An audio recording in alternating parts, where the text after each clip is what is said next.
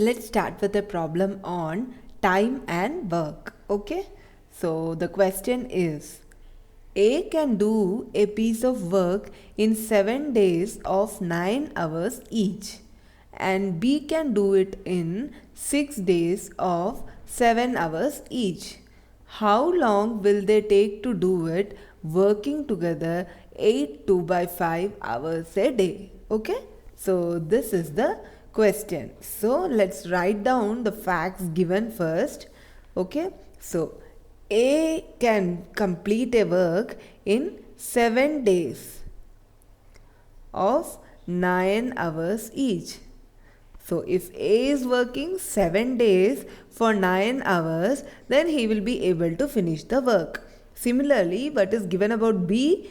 If B is working 6 days of 7 hours each, then he will also be able to finish the work. Okay, now we are asked in the question, if A and B are working, in how many days will they be able to finish the work if they are working 8 2 by 5 hours a day? Okay, so this is the question. So the approach we will follow for solving this problem is efficiency technique. Okay, efficiency technique means in that what we do is we will first find out what is individual's efficiency. Efficiency means in unit time how much work each person is able to finish. That is called his efficiency.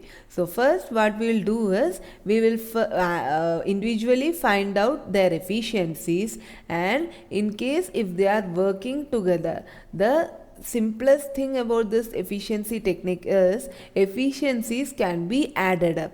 So the combined efficiency of 2 or 3 individuals can be added up. Added up means individuals' efficiency can be added up to find out their combined work efficiency. So this is very simple thing about this efficiency technique. So we'll follow this approach for solving this question. So first what we will do is we will find out what is their individual efficiencies. Okay, so what is given about A? A is said to be able to finish the work in 7 days and working for 9 hours each. So efficiency technique always deals with the lowest possible units. Okay, so here the lowest possible unit is hours. So what we will do is we'll convert this whole into hours. So 7 days 9 hours each. So that means 7 into 9, he is working for 63 hours. Okay, so A is able to finish the work in 63 hours. We have converted this days also in terms of hours because hours is the smallest unit here. So A is able to finish the work in 63 hours. Similarly, what about B? He is able to finish the work in 6 days working 7 hours each. So for that what we do is we are converting this also into hours. So it will be 6 into 7, which is nothing but 42. So 42 hours. So A is able to finish the work in 63 hours and B is able to finish the work in 42 hours. So we'll now find out their individual efficiencies. So what is efficiency? Efficiency is nothing but amount of work done in unit time. So what is A's efficiency? We'll first find out what is A's efficiency.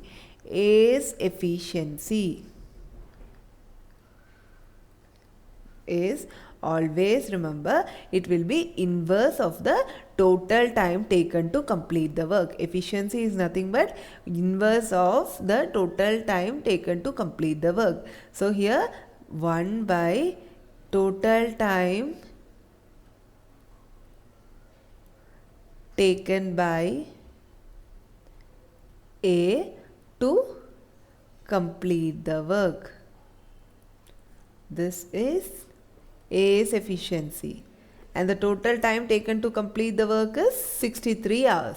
So that means A's efficiency is equal to 1 by 63. Okay, this is A's efficiency. Similarly, we will find out what is B's efficiency. B's efficiency.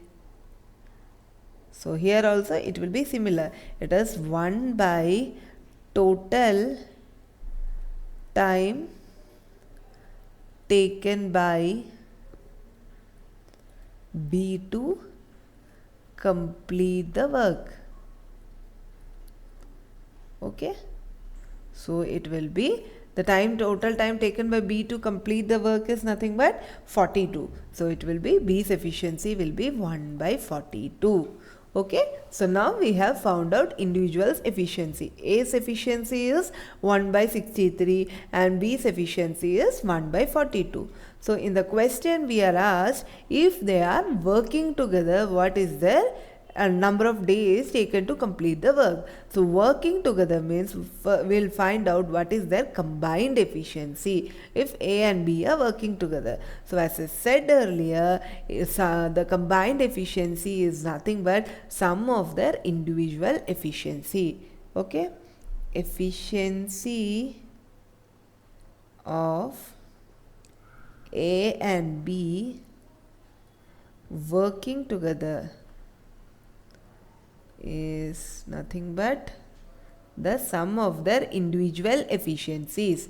So it will be efficiency of A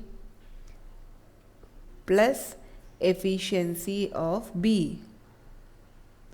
So this is their combined efficiency, and we have found out their individual efficiencies already.